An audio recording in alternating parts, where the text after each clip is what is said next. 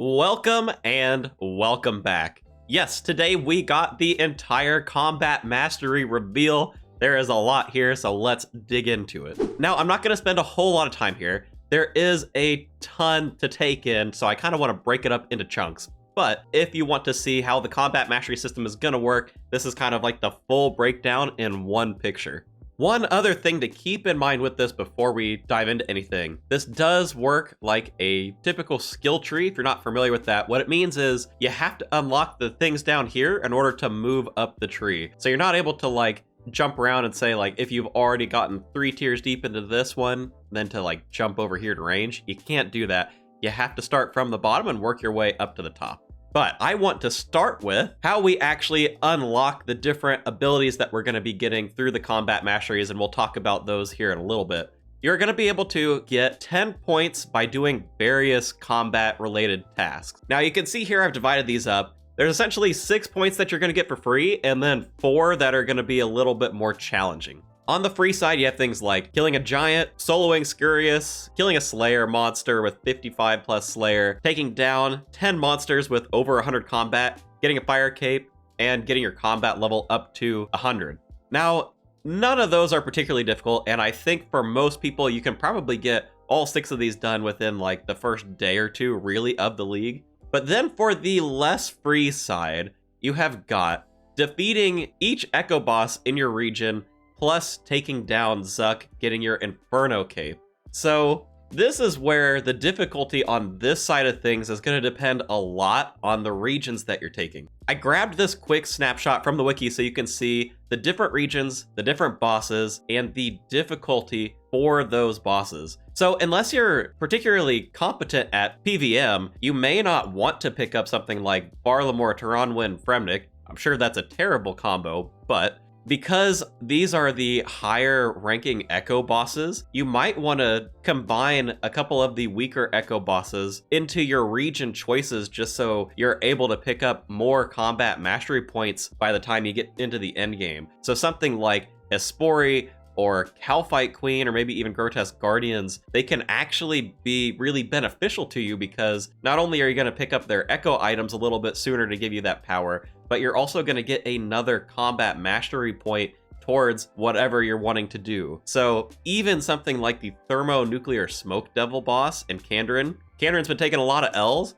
but I imagine that's going to be on the easier side of the bosses, so it may not actually be a terrible pick, even if the item is a little bit tough to use and the area kind of sucks. So keeping all of that in mind, I am going to break down each tier of the combat masteries and then talk a little bit about some different build potentials with each of them. Starting with tier 1, on the melee side, it is going to give you a 25% chance to roll your damage twice and take the highest value. So that'd be something like if you were going to hit a 1, there's a 25% chance it'll roll again, and maybe you get a 50, and then the damage that you actually deal would end up being 50. So again, like you have a better chance to get to your max hit. So something like Darox becomes way stronger just because it's kind of RNG to get yourself a big hit. But if you get 2 RNG rolls, then even better, right? It also means that faster attack speed type of things, or things that hit more often, are gonna have chances to do more damage overall.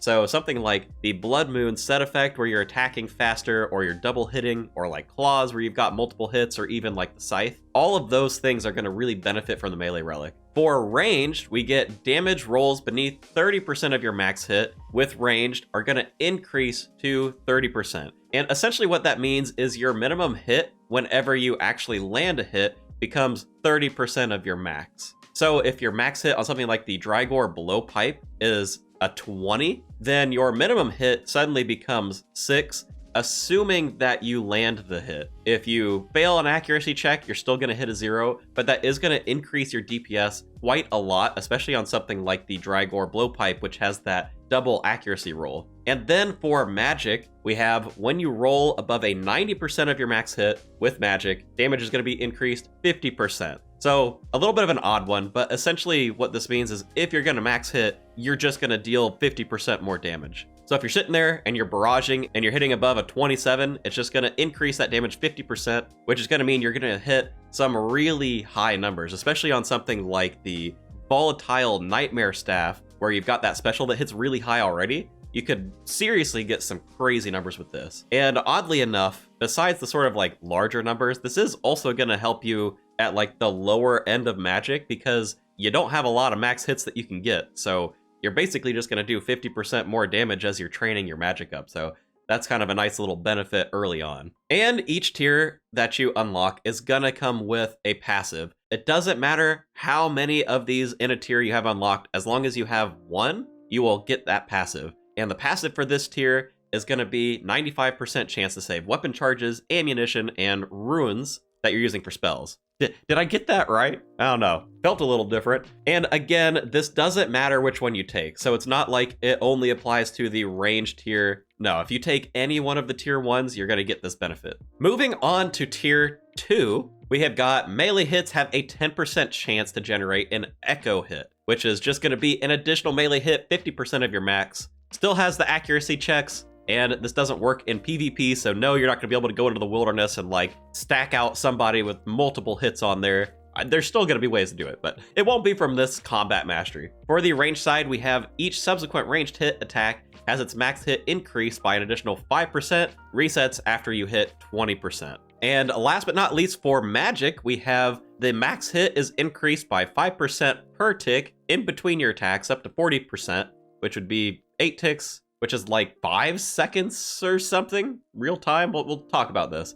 The passive from this tier is going to be increasing healing from all sources by 20%, so that's pretty nice. It's kind of like the soul vambraces, but just to a lesser degree. So everybody's going to be able to access this one.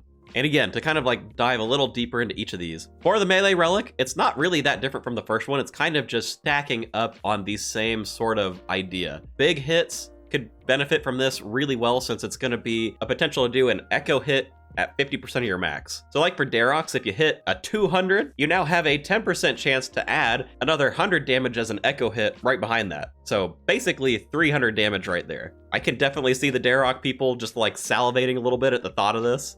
And again, with this one, more hits, faster hits, I guess also more accurate hits, all of that is going to benefit from this. So especially things like the Scythe, you've got multiple hits. Each of those is a separate roll as well. So you have that chance to do up to, what would this be, 6 hit splats from this, assuming you get the RNG for that. Kind of similar deal with something like Claws or like Blood Moon. Now, one thing, and the reason why that there's this asterisk here, is the echo hits themselves do not trigger the Blood Moon effect. So you can't get that extra attack speed off of an echo hit. It has to be from the main hit, but the multiple hits can still trigger for an echo hit. Hopefully that makes sense.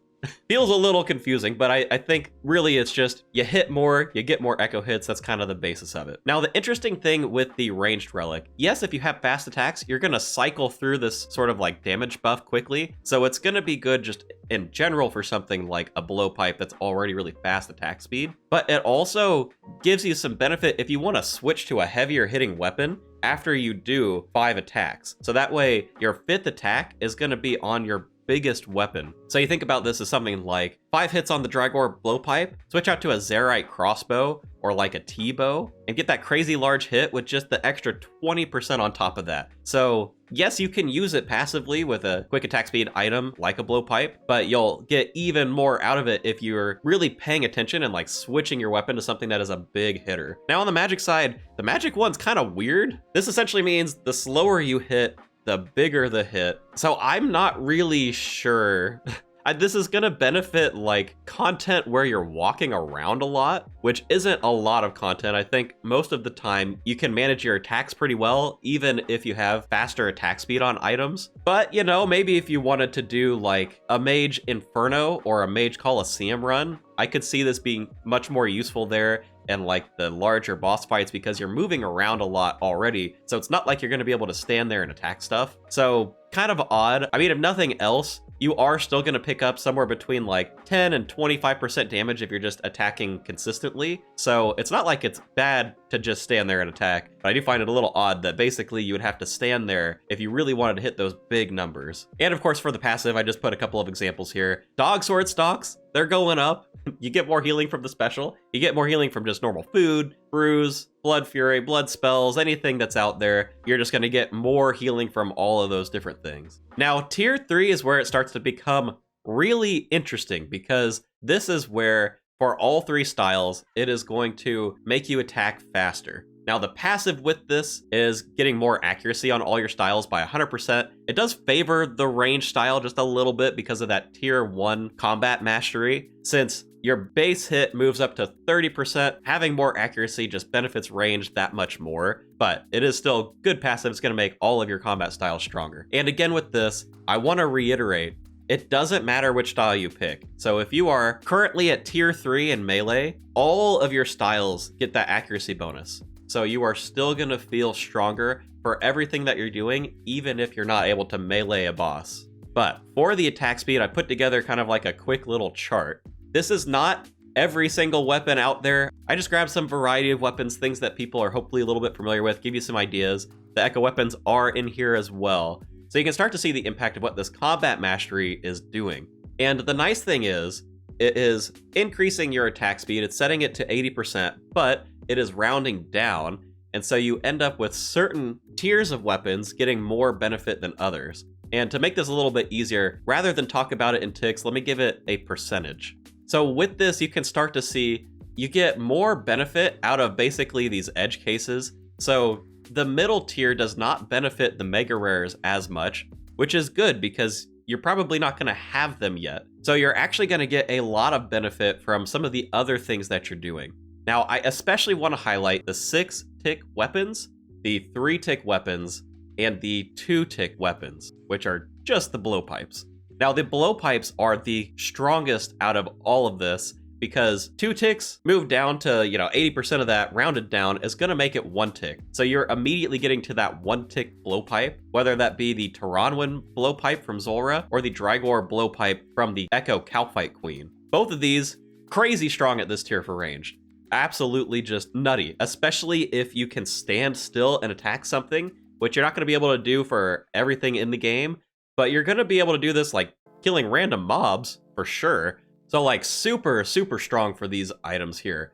Now the 3-tick stuff, a lot of the 3-tick stuff is just ranged weapons anyway. So again, range is getting a ton of benefit out of this. You've got like the moon stuff. You've got Barrows coming in here with the Carol's crossbow. You've got the Hunter crossbow or the Sunlight crossbow. Both of them are the same. You've got the crossbow. You've also got chins. Chins are kind of an interesting one. I want to highlight the heavy hitters as well. So you've got the heavy ballista, also in the range category, getting a pretty big buff with this. Moving from 6-tick to 4-tick, which is whip speed. That's cool. You've also got the Raulos blades. No, I'm not going to attempt the first part of that name. Which is also a 6-tick weapon moving down to whip speeds. So again, very cool with that one. And also, dog sword stocks, they're going up, man. God swords are 6-tick. So God swords at a whip speed, you're gonna be doing a lot of damage. Of course, it's not just gonna benefit those 3 weapon speeds. You are getting more benefit out of the other ones here. So like 4-tick stuff, you've got your whip, you've got your wild weapon here. You got Blood Moon, kind of. Blood Moon's a weird one, right? Because sometimes it'll be a tick faster, so it kind of falls a little bit in between these categories. But you definitely do pick up some benefits here. Darok's going up to 5-tick, pretty close to whip speed. We're getting there. So there's a lot of potential with this. And we'll talk again a little bit more about builds later on. But just take a look here, see what weapons you like, and see kind of where it falls in this chart so you can kind of know, like, how good it's going to be. Moving on to tier 4, we have got on the melee side, melee hits have a 5% chance to heal 40% of the damage dealt. As you can see in my note, it's like a Blood Fury without wearing a Blood Fury. So like, that's kind of neat. Might be able to fit in some Fremnik jewelry in your Mauritania build without feeling too bad about it. Or you can double up with that and wear a Blood Fury and have this and get just that much more healing. For ranged, every 5th ranged hit heals 5 hit points. So basically, the faster you attack, the better. I mean, this is essentially just for the Drygor blowpipe, but there is honorable mention to Carol's because you're going to be using the full set most likely when you use the Carol's crossbow, and there is that chance to double hit, so that is going to be really strong as well. Chins could be an interesting one too, depending on whether or not the AoE hits will count towards this. My guess is they won't, just because how they've treated Chin power-ups in the past and things like Deadman mode, but you never know, so maybe there's some potential for that. And then for the magic side, when you roll above a 90% of your max hit, so we're seeing that number again, you're gonna heal 10% of the damage, which is essentially just big hits, that's your heals. Again, magic is a weird one where you're really trying to focus in on getting those super large hits. And then the passive with this one is going to make you tankier. You're just straight up going to take 15% reduced damage. Moving into tier 5, again, we are getting a attack speed increase. Now, this one is slightly more complex than the previous one. It is going to have the attack rate for all the weapons, so 50%, but it's rounded down for anything that's 5 tick or above, and it's rounded up for anything that is 4 tick and below. So essentially what this means is faster weapons aren't going to benefit from this as much. I'll have another chart so I can talk about that here in a second, but just bear that in mind. The passive from the 5th tier is going to mean prayer points gained from all sources is increased by 25%.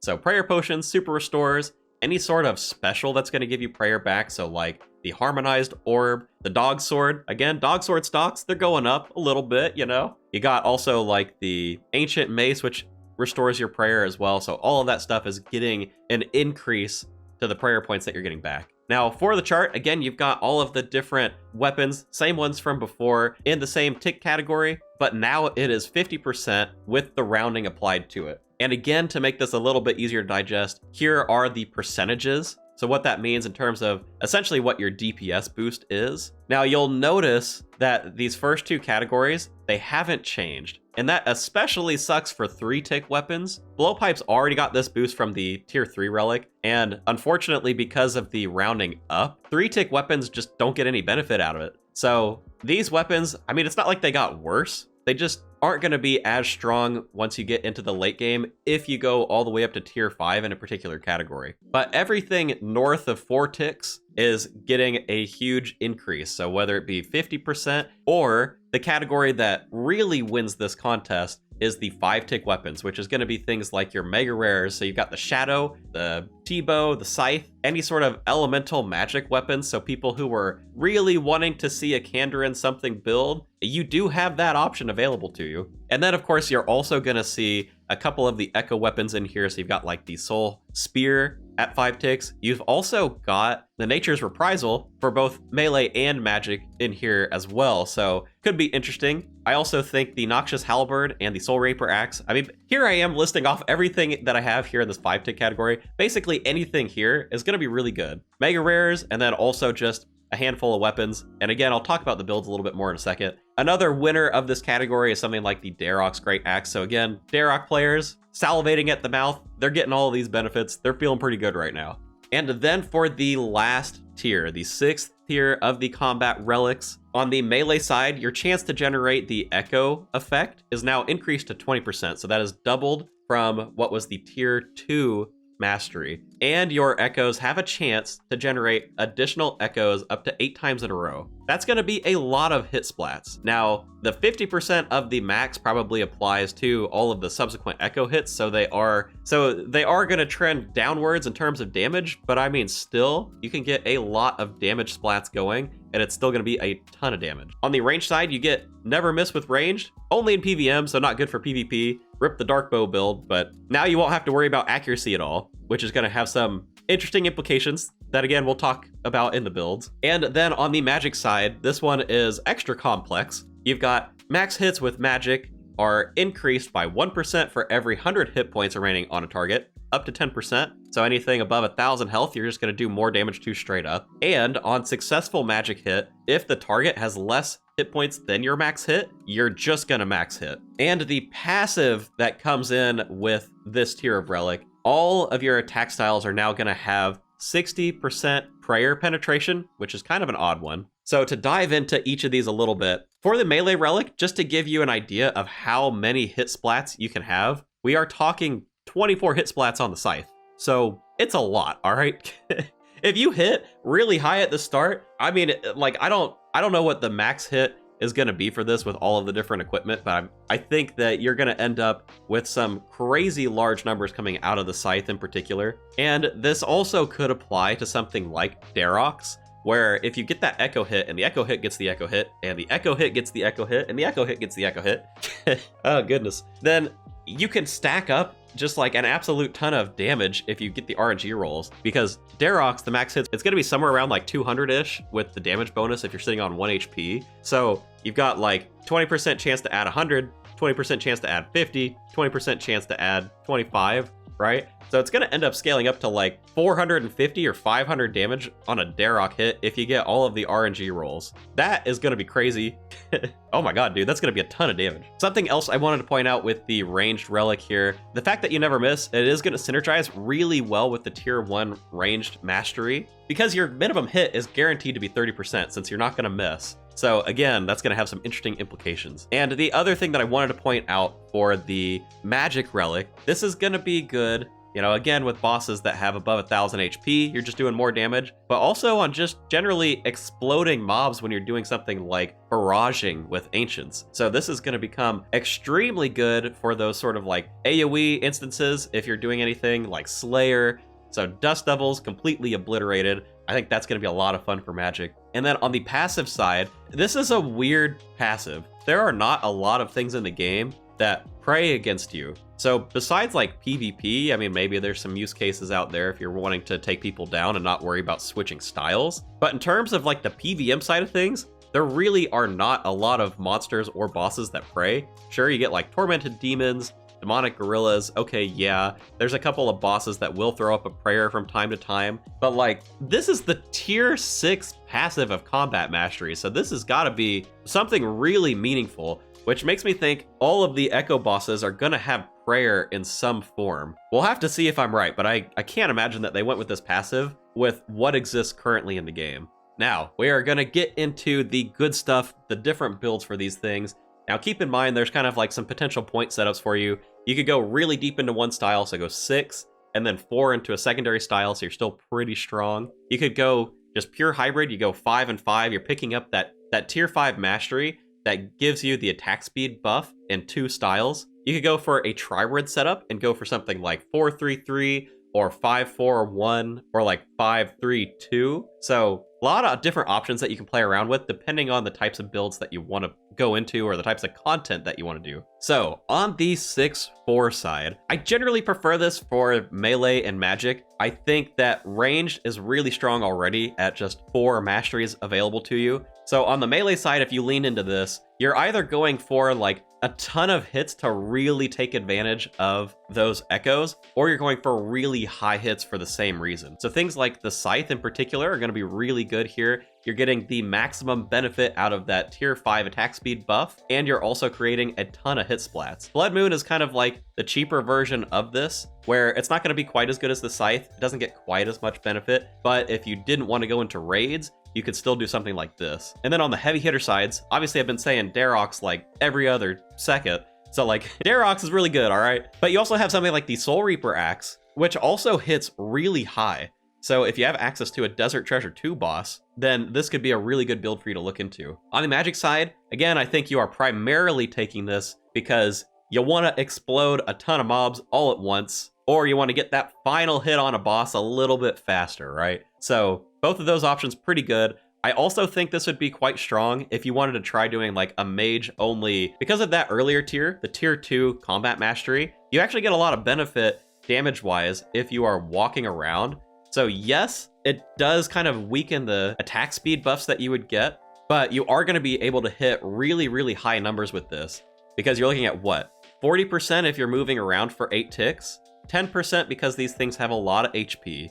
Plus, you have the potential of any of the benefits that come from this. So like the Tumic Shadow tripling damages there. You know, you've got like the Volatile Orb, like the special attack doing damage there. The Candor and Echo item, you're not getting the elemental weakness, but it still gives good magic damage percent. So like, I guess, you know? So like, you're able to hit crazy numbers. That's kind of where I see magic at. It's either exploding mobs or hitting crazy high numbers. In a similar way, this is like Magic Darox almost, if you will. So like, pretty cool build there. And then you just have range as kind of that secondary to help support you for healing, because you get a lot of different options that are going to be really good at that like tier 3 milestone. You're getting that attack speed buff. The blowpipes are going to be top of the line for that, particularly the Drygore blowpipe, because it gets more accuracy. But even something like Carol's, if you're in Mauritania, it's going to be good. Maybe Chin's if it has that weird interaction. And of course, you've got some other options down here as well that are going to be really fast, able to heal you up very quickly. And I know I mentioned this already. I don't love the 6th tier of the range mastery because a lot of the stuff that you're using in range that are benefiting from you going up this high,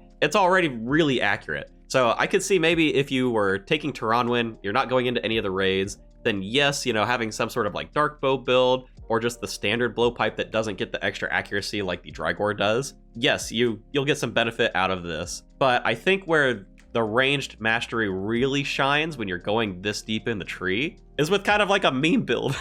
You know, you get like the full range take, dude. You get just Ishiar, you get your best shield, you throw on some dragon darts and you just go to town, all right? Your minimum hit is already gonna be guaranteed. So, you know, you're not gonna hit like high numbers, but you're gonna be like spamming out 2s or 3s while you're wearing just absolutely garbage range armor, all right?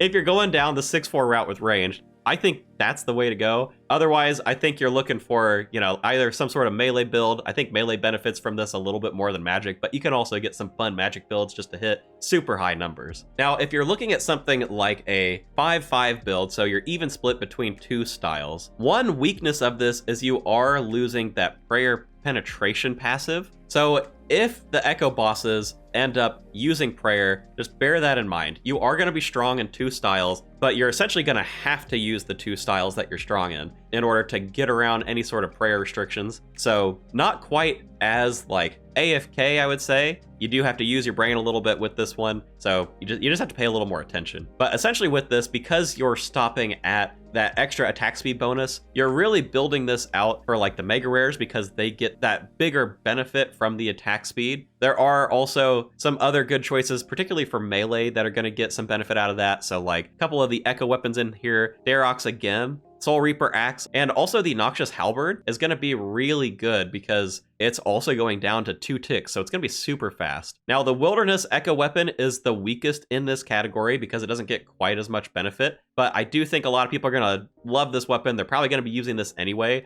so like it's still going to be a strong weapon to use, I think, if you're doing like a 5-5 split. But again, this is like that hybrid focus. Now, if you want to be strong in all styles, you're going for something like 4-3-3 in this tree. Again, you are losing that prayer penetration here, and you are also going to be losing the benefit of more prayer points from all sources. So this one, it's kind of like a quality of life thing that you're losing. I don't think that this is as big of a deal, but it is something to keep in mind. Now, really, when you're looking at this, I think a tribrid setup benefits people who don't want to do raids because the mega rares, yeah, they get faster, but they are the weakest of the weapons when it comes to getting the most benefit out of this relic. So really, you're leaning into stuff that isn't those mega rares. Dog Sword stocks going up in this type of build because God Swords, again, they get a lot of benefit out of that first attack speed mastery. I also think this is where you're going to see things like the Echo Hispori weapon. You're going to see some builds around that, getting the nature salamander kind of thing going. It's going to be really good if you're just kind of lazy, you don't want to switch your weapon around, you can just change your style and use one weapon for all of your combat styles. I think that's going to be a really good use case for this. And you're also just going to see a whole lot of other weapons here that you're going to have access to. And I think one nice thing with this is because you're not focused in one particular style, you basically get access to this entire thing, and they're all going to feel really strong. And of course, like with the 5-4-1 or the 5-3-2, it's very similar to more of like the 5-5 builds, but just a little bit weaker for one of your styles. On the 5-4-1, you're picking up 2 healing styles, so if you want to have that extra buffer, you can do that. You get a tiny bump to your 3rd style, not that great. I personally would prefer probably like the melee or the ranged tier 1 over the magic tier 1. I think this is more for people who are just concerned with, they want the points, they want to train everything up, and they just want it to be a little bit faster. And kind of the same deal with the 5-3-2. You're moving down to only having 1 healing style, so you've got this main style where you're really focused, and then you're picking up a little bit more power in the style that you put as 2. And in terms of power here, I think, you know, melee is probably the most fun in terms of like, if you're at tier 5, I think it has the most options available to you. Ranged is probably the best healing if you're going to go all the way up to 5. Yeah, you don't get the same level of benefit from the weapons listed out here, but they're already really good at healing. So if you're looking for a little bit more chill, you just kind of want to train up all your combat styles, then these can be like some good options for you. Or, you know, doing something like the 4-3-3 as well. Just kind of keeping things open. The only real difference with this is you're picking up that extra prayer point gain from all sources. So if you want to keep that, then, you know, doing something like this as opposed to like 4-3-3, that's kind of why you would lean in this direction. Oh boy. Now, because we have seen the combat masteries and we can start to speculate on how all of this stuff is going to interplay, I do want to update the tier list for all of the Echo items. This right here is the old tier list, so you can see kind of where things fall, and they are going to shift a lot. So just kind of take a little mental picture of this, because here comes the new one. Yes, all of you desert folks, rejoice. I have given in. The Drygore Blowpipe has made it into S tier. It has kicked the wilderness down a little bit, and that is just because on the healing side of things, the Drygore Blowpipe is going to be absolutely crazy, and because it's already accurate, you don't even have to go up to tier 6 in the range category to get that benefit. So I think a lot of builds, if you end up taking the desert, are going to be able to use that Drygore Blowpipe to just great effect. Also with the Wilderness Sword, it doesn't get the most benefit out of the attack speed buffs, so I think it loses out a little bit to some of the other weapons that are available, but because it is still a good weapon, it still has like the AoE lightning effect, it's still going to have a lot going on with it. I do think it's still an S tier weapon for most folks. The soul stuff hasn't moved. I really would love to put this in S tier. I think something, especially with like the 5-5 build, this could be really fun, but I also think because you've got Echo Soul kind of holding on to a point and also holding onto this gear, it makes it worse in a way. So like, yeah, the weapon is gonna be really strong. The bracers are super cool, but like, it might be super tough to get there, man. I don't know. That's why I'm leaving it here. We kind of got some positive, kind of got some negative. It's sticking it out. Mauritania gloves, I think Barrows is benefiting a lot, especially from a more even spread build. So if you do something like 4-3-3, or if you want to go like the melee route, you go up to like 5 or 6 on the melee side, you pick up the ranged benefits for the Carol's crossbow. Mauritania is going to be set, dude. All of the Barrows gear, it was already good. A lot of it just gets all of those benefits. They fall into just the right tiers to like pick up that extra attack speed. I think it's going to be extremely good. So not quite up to S tier. I think there's other things that are going to outclass it. Darox is really fun, and I think there's going to be some really cool builds, but in terms of like the best DPS in the game, it's probably not there compared to something like the Scythe. So A tier, it is moving up. Can't quite get into S, but man, Mauritania is looking so good right now.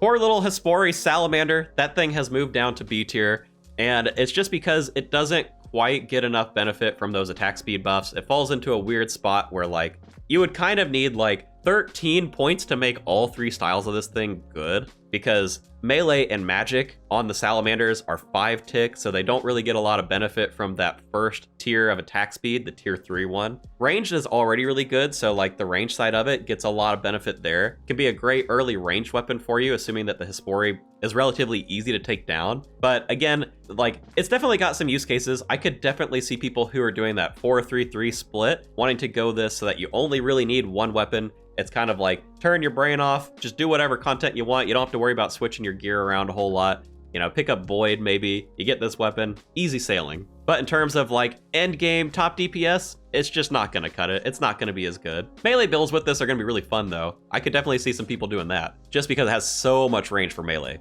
But anyway, to move on, the Dog Sword, stocks are going up. I've moved this into B tier. We still don't have a special relic. There's no special attack related stuff in the combat masteries either. So it's a little tough to say.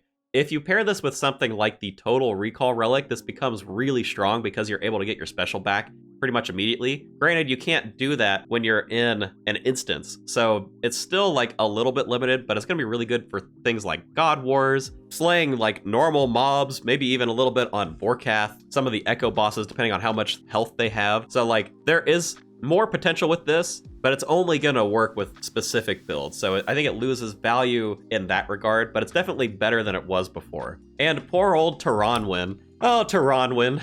Yes, the armor is really good, and I think there's gonna be some really powerful melee builds out there. Bofa suffers. The blowpipe is okay. I don't know, man.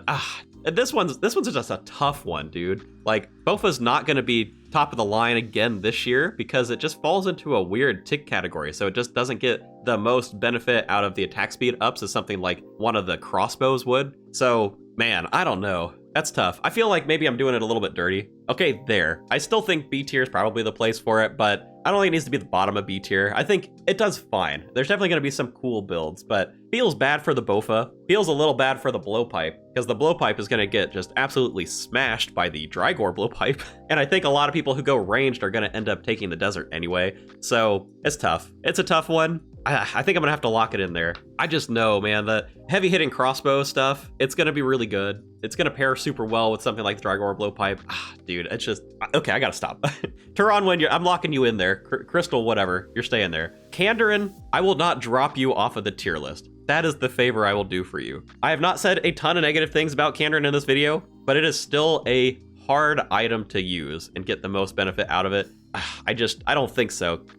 I really don't think so with this item, dude. Like, Kandarin Fremnik Mauritania is basically your best bet for like a crazy high-hitting magic build, but you're not getting a ton of benefit out of the elemental weaknesses. So like, I don't know, it just feels bad. You can stay on the tier list, I guess. Enjoy your spot in D tier. I don't know, dude. But that was a long one. That is all I've got for you today. Make sure to subscribe if you want to see more Leagues content. I have got my Discord linked in the description down below, and I am going to be streaming the League when it starts. It starts on November 27th at 6 a.m. Central. I am going to be starting my stream at 9 a.m. Central, same day, so a couple hours after the start. If you want to join me, I'll be doing that right here. So with that, thanks for watching, and I will catch you tomorrow.